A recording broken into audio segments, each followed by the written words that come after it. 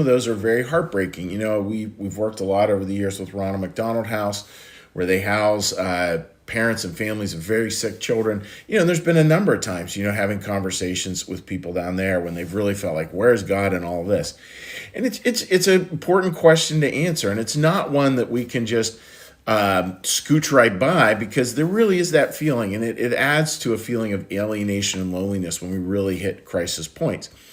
And this is a completely predictable phase. It is part of how we navigate spiritual challenges in life. This is a passage right to that point from the book Secrets of Heaven, 2819. It says, "While we are being tested, we think the Lord is absent, even though he is then closer than ever." And that's that footprints in the sand thing, where famous metaphor, where somebody's going through a challenge. They said, God, I was going through a challenge. I looked behind me. I only saw one set of footprints. Where were you? And God says, they were my footprints. I was carrying you in that moment. And I think that really is true. And I don't want to treat this like glibly, like, oh, don't worry, God's there, because it doesn't feel that way. And yet we have to keep on looking towards that. And the way we do that, the way we look for God's presence is Mr. Rogers' old thing, looking for the helpers. It's looking at each other. It's looking at the better angels of our nature. It's really looking to find God, because God is there as his fingerprints all over our lives. And that's what we have to focus on.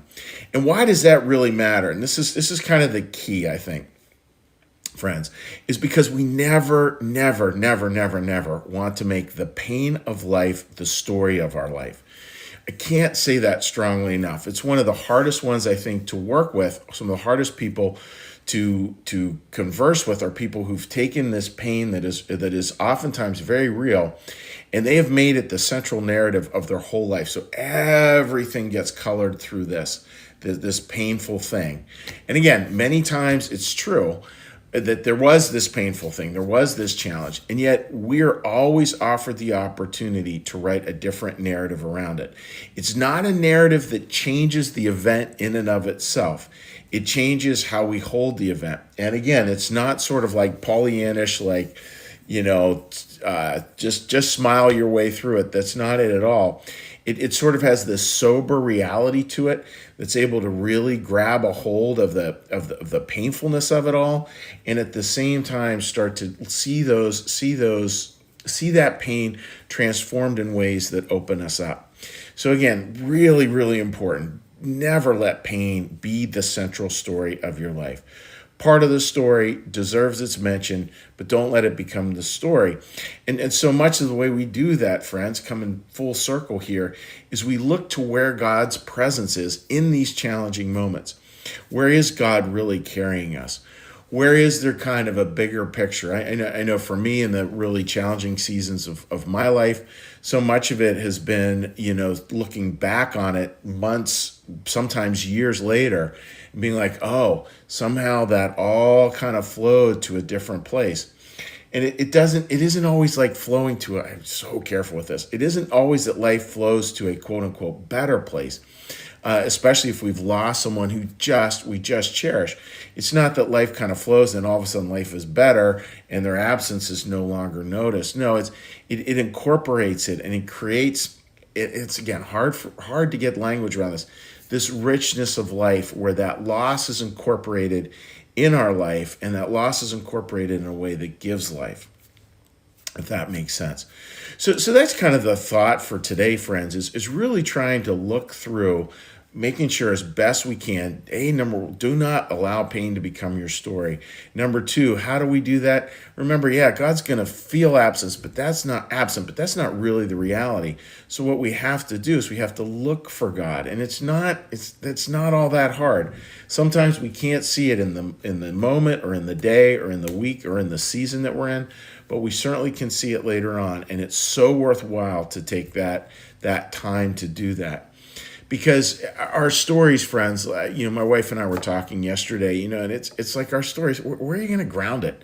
You can ground it on pain, and you can make that the central part of your story, and it's just not going to be a good story, and you're not going to have a good time in this little journey we call life. You just won't. And you'll have other people who commiserate with you, but so what? And I think we all do that, right? We all can get caught in that. then we can choose something else, which I mentioned last week, and I keep on coming back to it.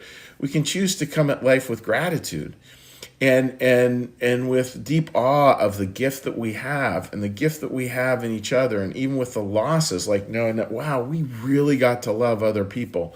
How good is that we get to love each other? Oh my goodness. Very different starting points. And they will totally shift how you see life and how you go about it, and we'll totally see how you problem solve, as well, when life's challenges inevitably come along. Because God is extremely present, even in times where there's this appearance, but it's just an appearance of absence. Hope that makes sense, my dear friends. And what we're going to do now is we're going to take a little breath. We're going to do our little meditation. We're going to do a little prayer. We're going to do our little blessing. And we will say hi to folks on social media. So please join me. So let's take a little breath.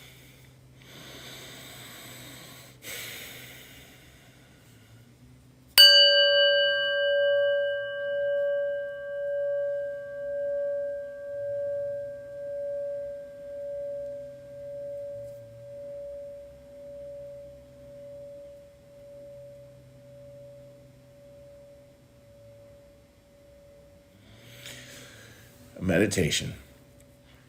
Be still and know that I am God. Be still and know that I am. Be still and know that I.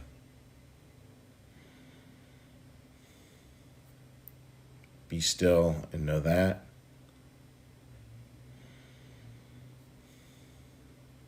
Be still and know.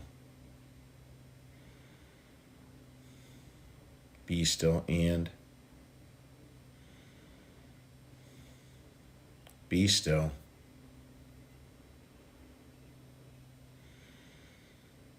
Be.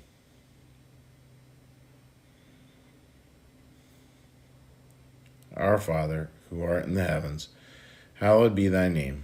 Thy kingdom come, thy will be done, as in heaven, so upon the earth. Give us this day our daily bread, and forgive us our debts, as we also forgive our debtors. And lead us not into temptation, but deliver us from evil. For thine is the kingdom, and the power, and the glory forever. Amen. May the Lord bless you and keep you. May the Lord make his face to shine upon you and be gracious unto you. May the Lord lift up his countenance upon you, bring you peace, and bring you home. Amen. All right, dear friends, let's give a little cheery hello to folks who might have joined us on Facebook, and I hope you all had a wonderful day. I know yesterday we got down to the shore to say hello to my wonderful sisters, which was really fun. Linda, good morning to you, my friend. I hope you're doing well, and that was great news to hear about your brother. That was good stuff. Thanks for keeping us in the loop there. And now flipping on over here. Take a little look over here. Okay. And come on, Nellie. All right. Marcus, good morning to you, buddy. So, friends, I'm wishing you all the very best.